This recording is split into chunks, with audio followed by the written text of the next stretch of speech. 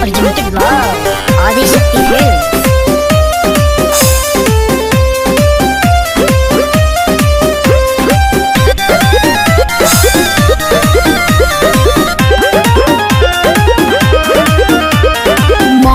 काहे न कंट्रोल कइला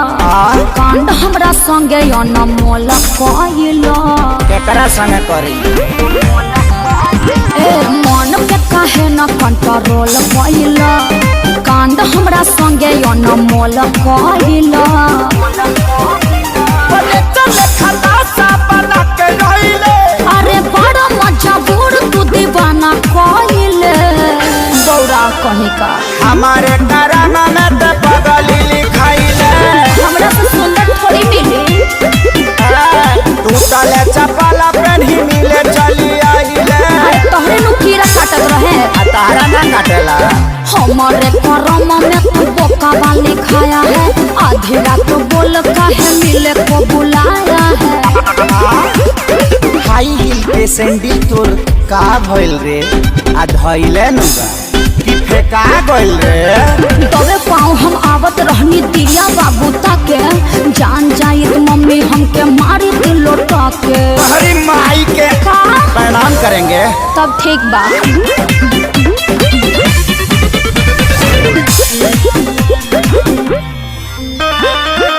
दुआरा पर खेलत रहे पबजी छोटा का भाई हो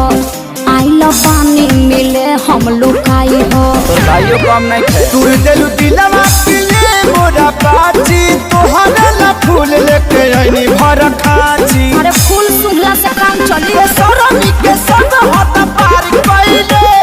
कैसे कैसे ओइनी बाबू खारा धइले करो सिंखा आ हमारे करामा में ते बनरी लिखाइले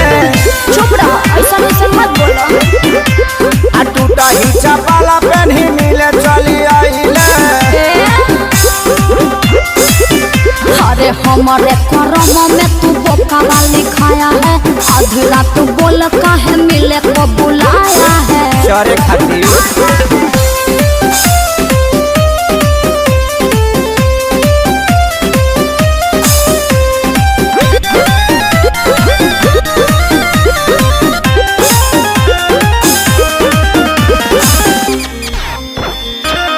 बाउर बानी नीमन तहरा दिल में बानी छपल बिल्कुल सही। चेहरा छोड़ी निहारे लचपल परी जैसा रूप तोहर लागत रहे हर दम भैलू छुर छुरी बोल कहे हमारा एकदम देखिए पक्का पड़ा तोर बाटे माइले अखिलेश के सारी तू लगल फाइले आ हमारे करामा में छुछु नारी लिखाइले चुप रहा अपने बड़ा छुछुला आ टूटा ही चपला पेन्ही मिले चली आइले का करते बोला ना अरे हमारे करम में तू पाड़ा वाली खाया है आधी रात बोल काहे मिले को बुलाया है जवनिया पर चोकर छीट दब नाक डुबा के मर जाएगी।